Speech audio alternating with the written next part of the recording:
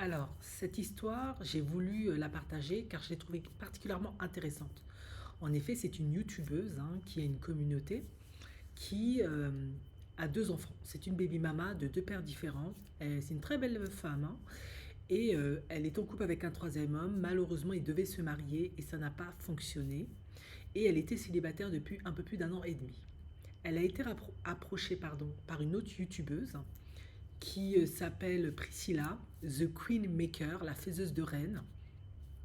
Et elles étaient censées faire une collaboration ensemble. Cependant, cette collaboration a pris une tournure beaucoup plus inattendue que cette jeune femme qui partage l'histoire, Taylor, espérait.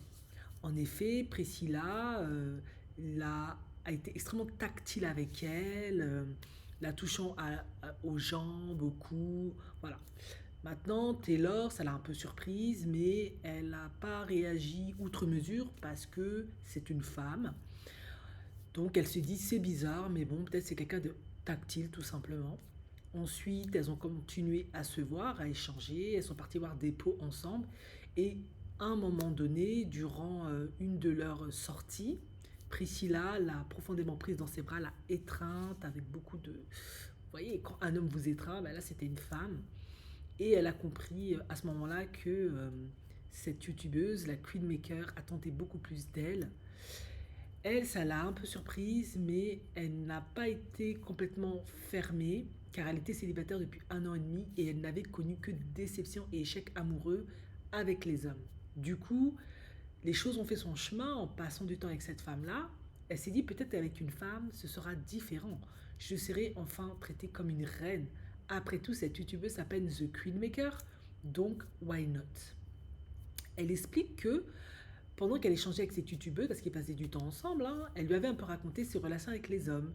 Et elle avait expliqué que les hommes avaient l'habitude de beaucoup la gâter, lui offrir des cadeaux, l'inviter dans des beaux restaurants.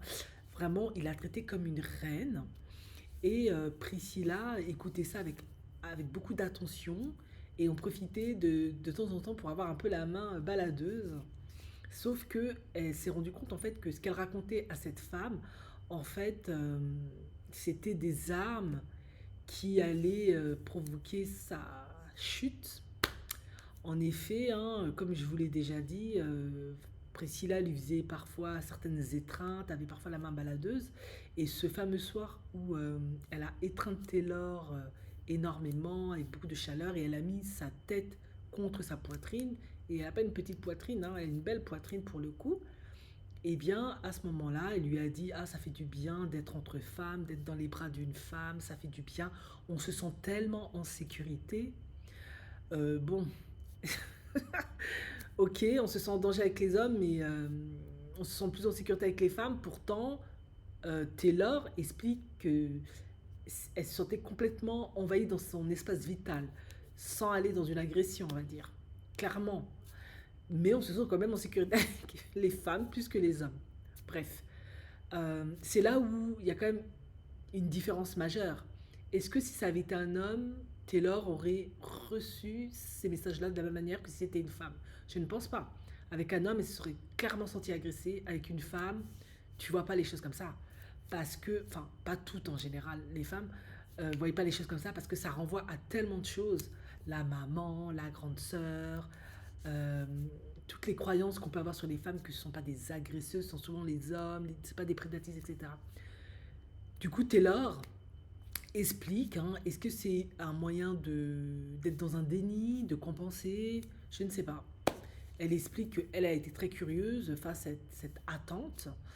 Et du coup, comme elle n'avait pas eu de relation pendant une an et demie, ça lui a fait du bien. Elle n'a pas ressenti ça très longtemps en tout cas comme une agression, on va dire. Parce qu'elle se sentait un peu agressée, mais après avec le temps, elle s'est dit ouais mais ça fait un an et demi que je suis pas dans une relation, ça peut me faire du bien.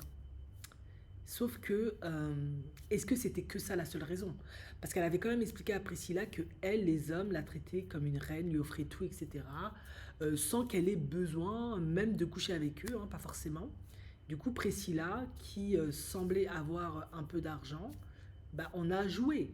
En effet, Priscilla aimait bien se vanter et dire que moi, j'ai grandi et j'ai été faite et fabriquée par des proxénètes, par les hommes de Nation of Islam. Si vous connaissez un peu la culture afro-américaine, c'est pas des enfants de cœur, tous ces types. Et du coup, ils lui ont toujours dit qu'elle ferait une parfaite madame. Une madame, ce sont des femmes qui sont chargées de recruter et de gérer les escortes. Voilà. C'est des proxénètes en femmes, on va dire. Et c'était un piège évident, Taylor le dit, mais elle n'a pas tenu compte de ça parce qu'elle aimait l'attention que Priscilla lui donnait, elle aimait la valorisation et elle se disait que, au même titre que les hommes l'ont traitée comme une reine, Priscilla, qui est une femme, va la traiter comme une reine, mais elle ne sera pas en danger, elle ne va pas souffrir parce que c'est une femme. Par contre, Taylor précise que, avec le temps, très rapidement, bon, elles ont initié une relation, vous l'avez compris, hein, ça fait 1 an et demi qu'elle était célibataire, elle a besoin d'affection, de sexe, de tout ce que vous voulez. Priscilla, en plus, aimait bien lui montrer des vidéos de femmes ayant des rapports ensemble, hein, faisant le ciseau. En tout cas, c'est ce qu'elle explique. Du coup, elle s'est complètement laissée aller dans cette aventure-là. Ça lui faisait du bien, etc. Et surtout, elle avait le sentiment d'être traitée comme une reine. Sauf que elle s'est vite rendue compte que quand elle faisait des contenus parfois, elle lui demandait de porter des tenues extrêmement aguicheuses, affriolantes, extrêmement sexy, d'avoir des billets dans la main. Vous avez compris, de faire la chouin dans les clips de rap, etc. Et pourtant, elle t'a dit que c'est une queen maker, mais que c'est une madame A, et qu'elle a été formée par des proxénètes. Mais ça n'a pas alerté Taylor pour autant, hein, parce qu'elle voulait tellement se convaincre qu'avec elle, elle a été heureuse et bien. Sauf que ben après c'est devenu un véritable enfer parce que ils ont initié une relation, etc., etc. Priscilla, elle a eu tout ce qu'elle voulait de Taylor et comme une sangsue, ben, elle est passée à une autre.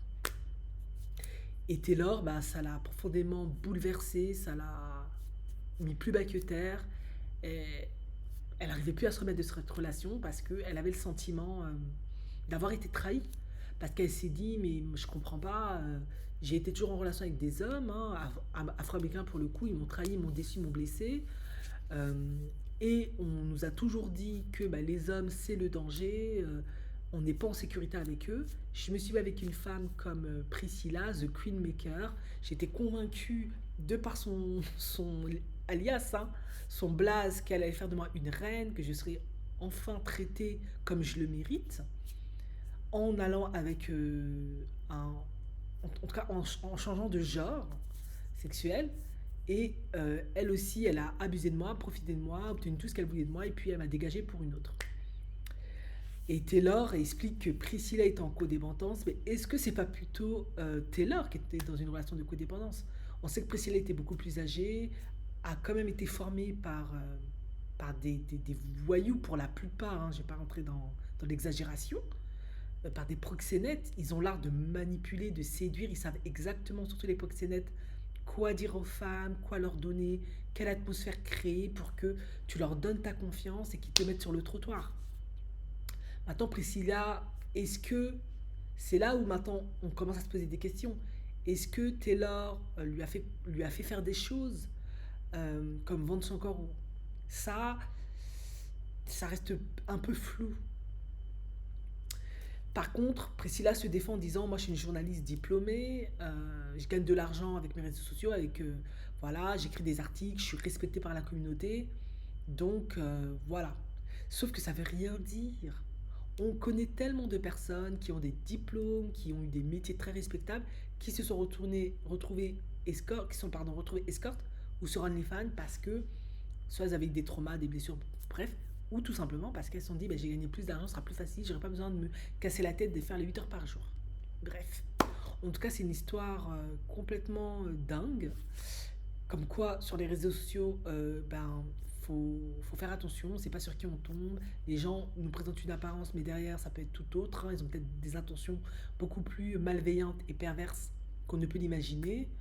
De plus, ce n'est pas parce que c'est vrai que les hommes, en tout cas dans notre société, ont plutôt la réputation d'être, enfin pas tous en général, vous comprenez ce que je veux dire, mais on met plutôt les prédateurs, les agresseurs, les abuseurs, on met plutôt ces qualificatifs-là sur le dos des hommes, que les femmes, c'est des anges. Non, non, non. Il y a aussi des femmes, elles sont hardcore. La preuve, elle est tombée sur une qui était pas un enfant de cœur, qui était aussi une prédatrice, qui était aussi là pour abuser, profiter, se faire plaisir, qui l'a bien tripoté, qui l'a bien mougou, qui a fait peut-être même pire avec elle qu'elle n'a pas dit. Et maintenant, elle l'a jeté. Et elle en redemande. Savoir est-ce qu'elle est en dépendance affective, elle est codépendante ou elle est sous emprise, allez savoir. Quoi qu'il en soit, elle est effondrée, elle pleure parce qu'elle réalise, en fait, c'est pas une question de sexe, en tout cas pas toujours. C'est une question de personnalité en fait, c'est une question des choix que tu fais.